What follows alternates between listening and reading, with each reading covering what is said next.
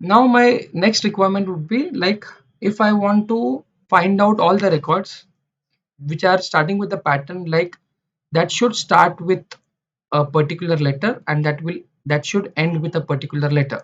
So let me show you an example. Let me show you all the products first.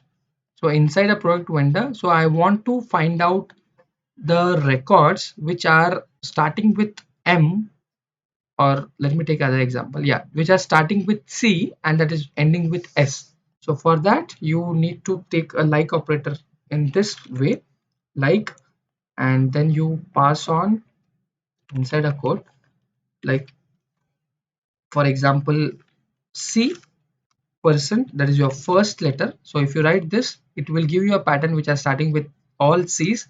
If I write percent afterwards letter, so it will give you all the uh, values which are ending with S. But now if I combine these two, so it will find out the pattern which is starting with C and ending with S.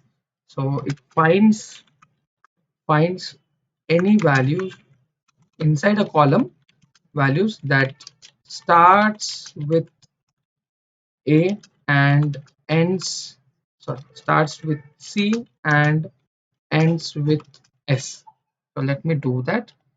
Let me copy the same code to save some time, and here instead of percent I'll write I want to see starting with C percent S.